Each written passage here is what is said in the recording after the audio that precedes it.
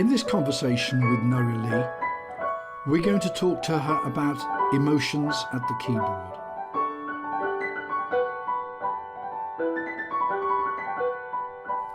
When playing the piano, it's important that we engage our emotions in order to become entangled with the music that we are playing. In this way, we get the most from the music by interpreting it and allowing our feelings to be reflected in the performance.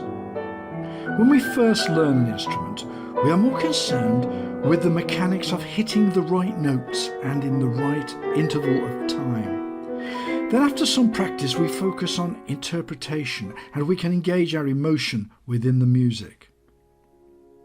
If we don't engage, then we may as well end up playing robotically with no feeling and without heart.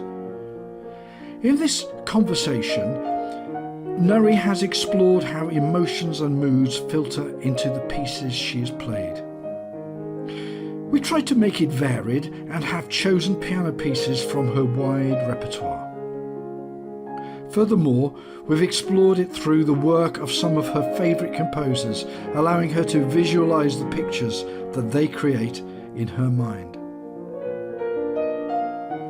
In films and TV, we are all used to seeing how images connect to music to create tensions and appropriate moods. Composers have been doing this for more than 200 years.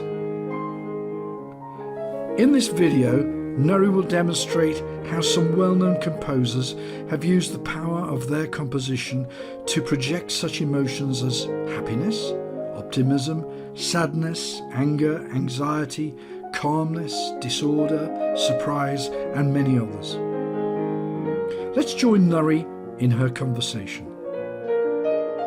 So let's explore a bit of emotions in the music. I guess music and emotions sort of come hand in hand, and a lot of composers sort of express themselves through the music, and therefore you can find all these different sort of emotional states in like certain pieces, in all pieces actually. And some pieces they don't really talk about emotion, they talk more about maybe like paint a picture of nature or create an image with the music sometimes. But I'll start with Tchaikovskys Petrushka, which is sort of, it's a ballet, and it was music made for the ballet, and it has, it's about a puppet that comes to life, and it sort of explores his emotions there. So it starts with the first movement where it's like a big festival, and there's these three puppets and a magician, and you can really hear the kind of like joyful dancing in it. So.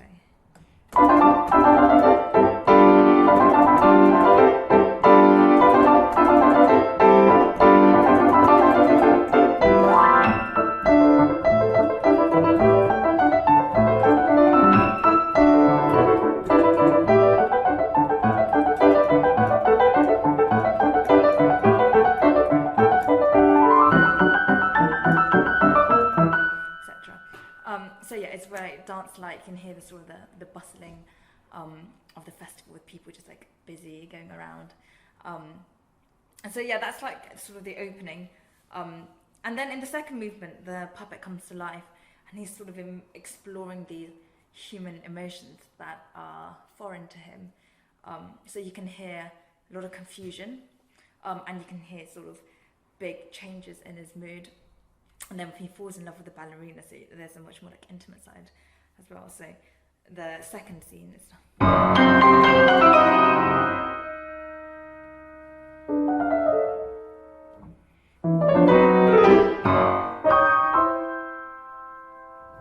and he's confused.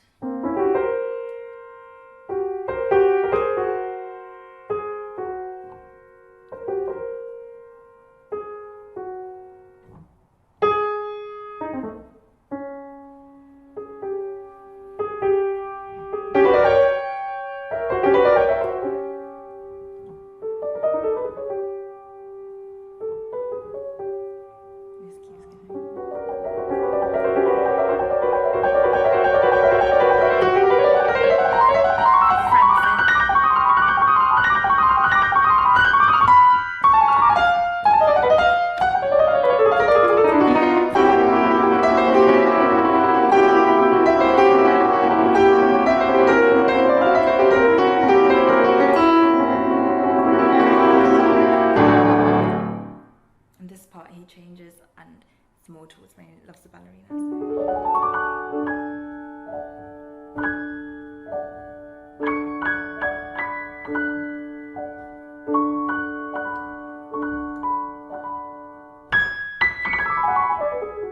So, you know, you can really hear all his sort of different emotions coming out. So he's sort of like exploring these emotions that are new and foreign to him, since he's just a lifeless puppet. And sort of other emotions in different composers. Let's take Bartok, for instance, and his piano sonata, where you can feel a lot of tension, perhaps a little bit of anger, a bit of roughness in the music. So.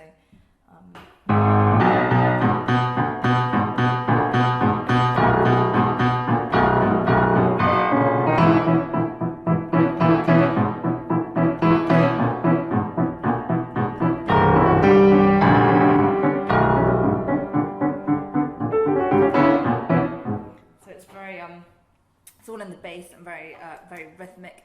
A lot of like accents and real layers to the sound.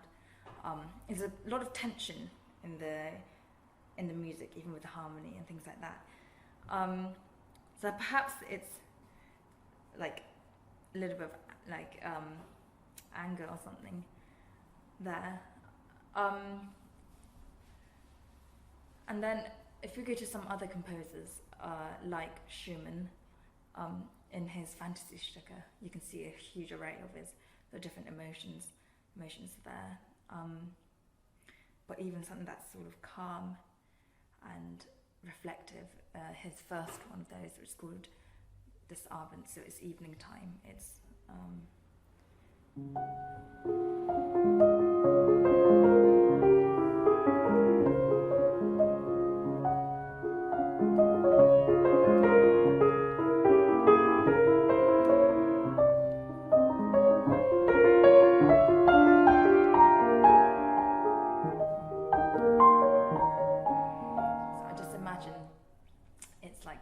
summer evening, and he's sort of with like the windows open, you can just see it's like a breeze just coming in and coming out again.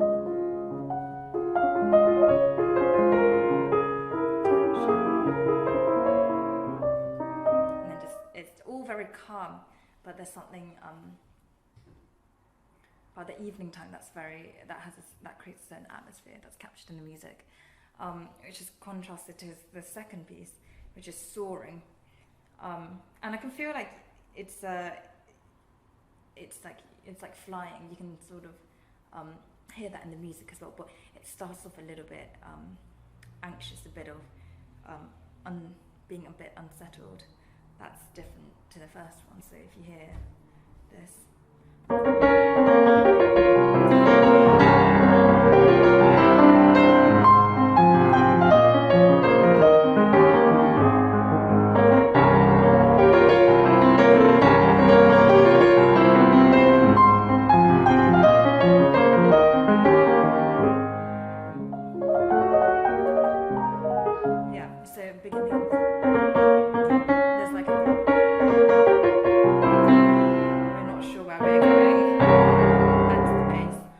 There's a lot of a bit more like on the edge type of music there. And then if we take, of course, like all music and all composers explore such a big spectrum of emotions, but someone like Beethoven, in his music you can sort of find every nuance of character and emotion and mood, not just in one piece but in like every bit of the piece. So if we take the Pathetique Sonata, for example, the beginning.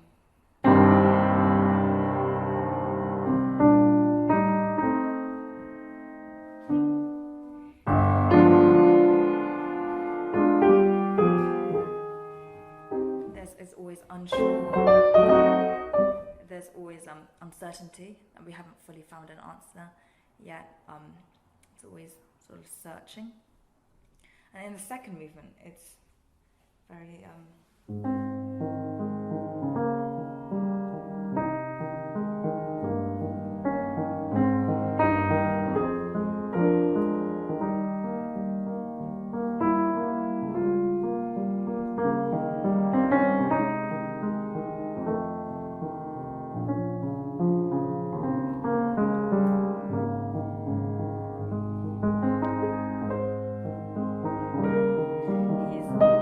it sounds very sort of inward, and all his sounds a lot more reflective, a lot more singing, perhaps has a sort of intimacy to there, and nobility.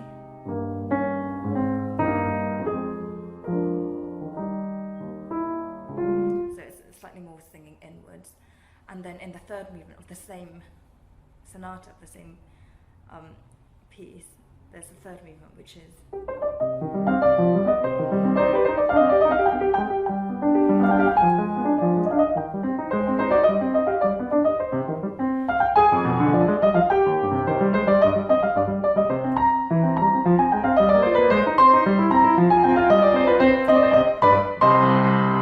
and then it's a bit more worried, a bit more anxious, a bit more fleeting. Like something he hasn't quite found the right answer yet. So it's a bit, it's completely opposite to the second movement. It's very steady. And even his Emperor piano concerto, the first, it's like a complete and utter sort of joy, or it's all like formless. It's like an improvisation at the beginning, just E flat major, so orchestra.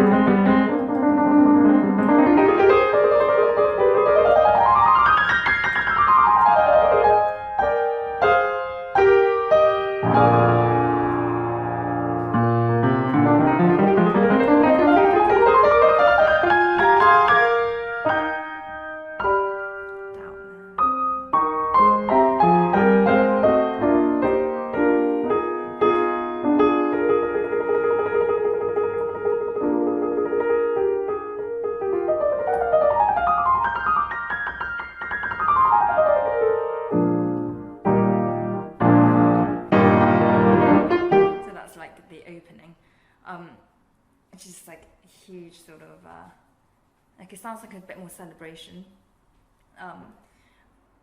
Comparing this sort of like grand, sort of light, upbeat, to then the second movement, that which is this feeling of flying again. It's so it's like.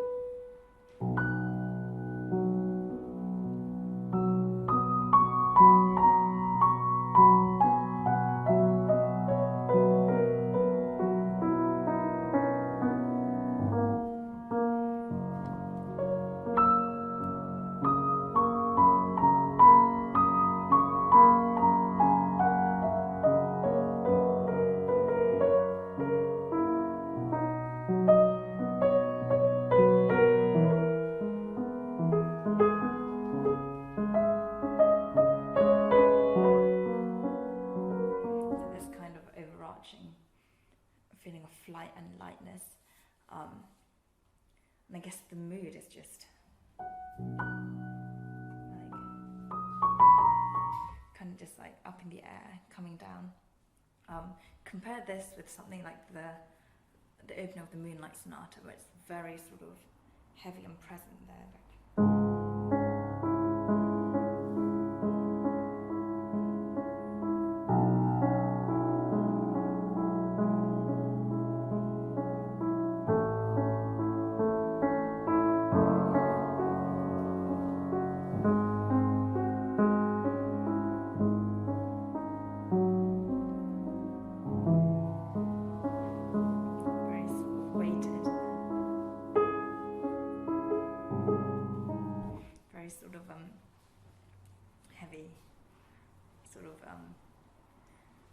slightly darker.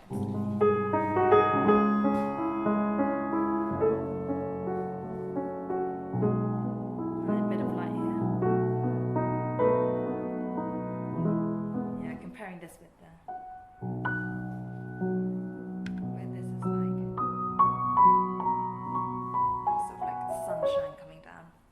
It's very contrasting. I guess the last movement is a bit more frantic of the Moonlight Sonata, is it?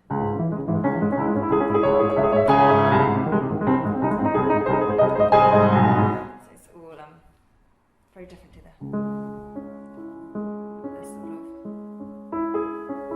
the grounded first movement of the Moonlight Sonata. So if we talk about sort of emotions in music and characters, we can speak about Chopin, of course, and just romantic composers in general, where they'd use music to really fully and like freely express themselves in the music, or to tell a story in the music. Like Frédéric Chopin and his all of his music actually has deep like certain emotions in the music, but I think his ballad number 1, you can hear it starts off sort of, it's like the unraveling, it's a telling of a story essentially, but the opening, it just, we don't know where it's going. One scene, then it opens out.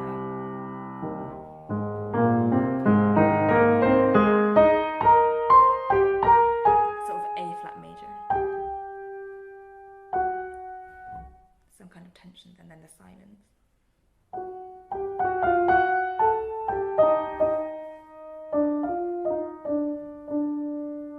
Again, the silence, and then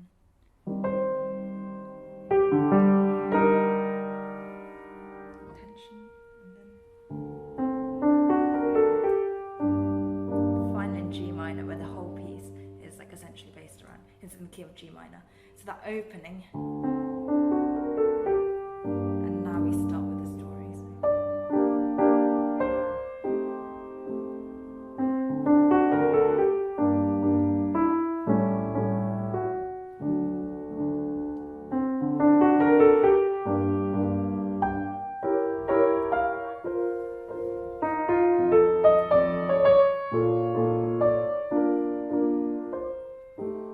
So there's always tension here. It's more like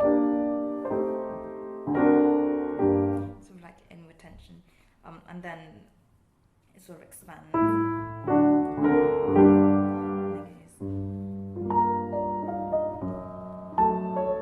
These are like teardrops and such.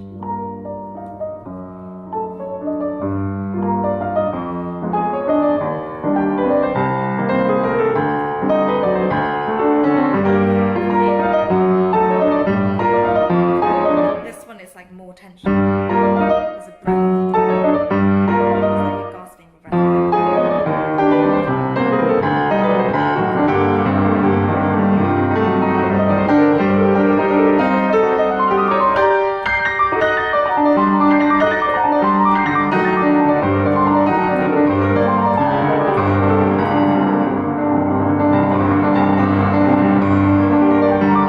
These are like, it's like the brass here.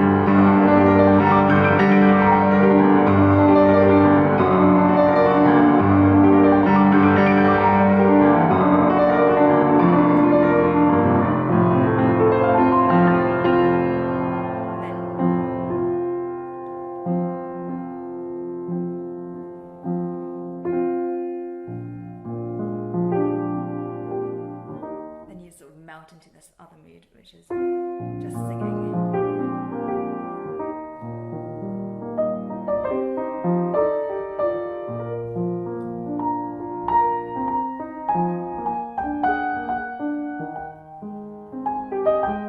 Yeah, so this is again, like, this is in one piece, in like the first few pages, and then you go to the same theme, to a much more heroic version of the theme.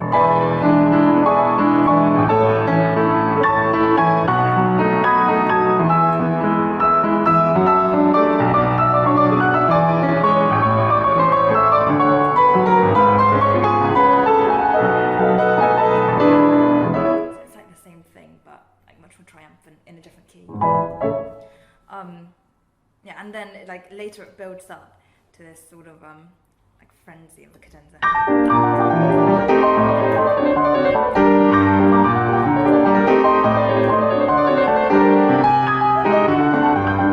sort of leads to this madness of like the person telling the story. But yeah, it goes through so many spectrums of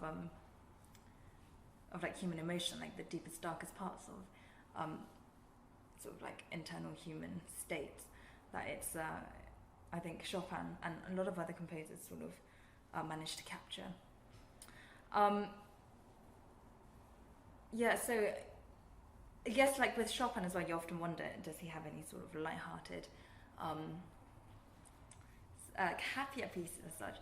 And yeah, you can find a lot even in his piano concerto, the first one in the last movement.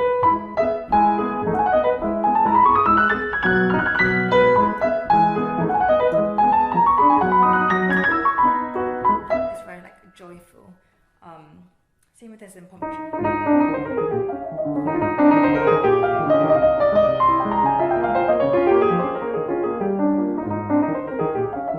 It's impromptu number 1, which again is very contrasting to this fantasy.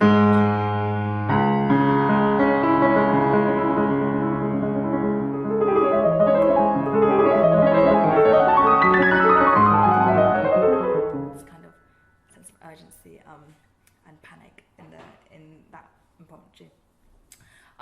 Again, the way Chopin builds up the emotions, has such variety and such a spectrum of emotions within such a small time frame. You can see this in his Wind to Wind etude. Should we start it off? Yes.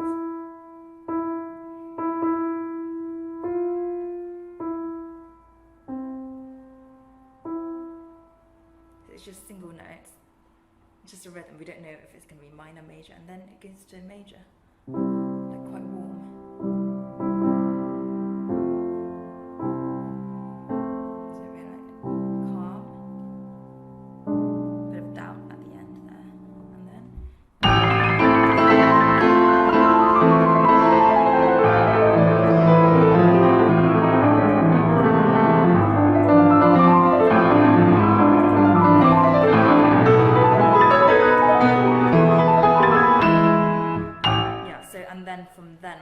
Complete contrast, so you can hear that same as the beginning, whereas we made it major. Now it's in the minor with the wind, this kind of cold panic, rage. It's like a different emotion, a different state of being in the second one.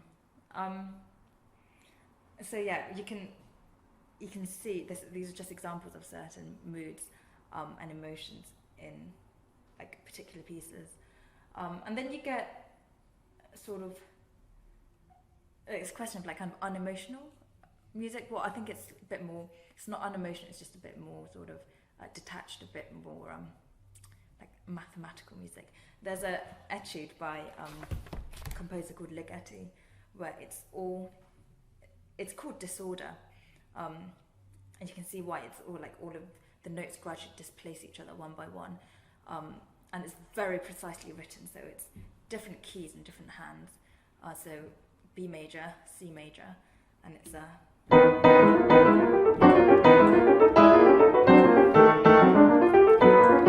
it sort of displaces, so left hand is and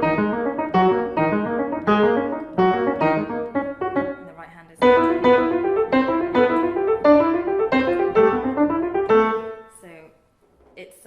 yeah, two different keys, two different hands, different accents, different layers on both notes, and it's very rhythmic. It's very sort of detached, a little bit cold, I think. Not very emotional. It's more describing like disorder as a state of a thing, or maybe a state of being. But yeah, it's sort of much more mathematically played, I think, and expected. So I think with certain other composers, such as Ravel and Debussy, I think they sometimes, rather than depict like human emotional states, is sort of more like images, pictures, bits of parts of nature, let's say, like rainfall, So with certain other composers, you rather than sort of emotional states and sort of expression of human emotion, they like to paint a picture of something sort of external, like a sort of like nature itself, or I don't know, like water, rivers, or there's a composer called, or Ravel, yeah, he wrote a piece called like Oiseaux Tristes, like sad birds, where you can hear, well, I picture a certain tropical forest, these different types of birds and bird calls, such as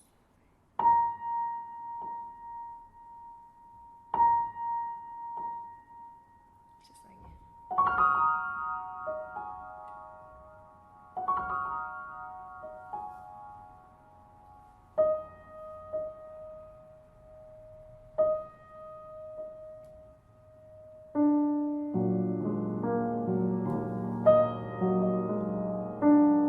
I get there's layers. Here's top layer, always the bird call, and underneath it like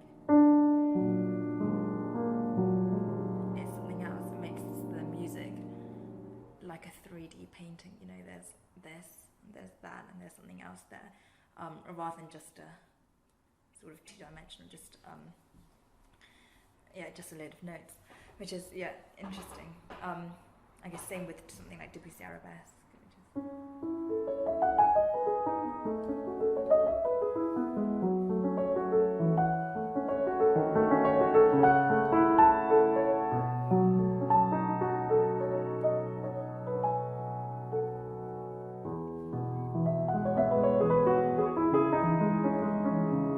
is like very calm. There's not so much like it's not so much like overdone of expression. It's just as it is simple.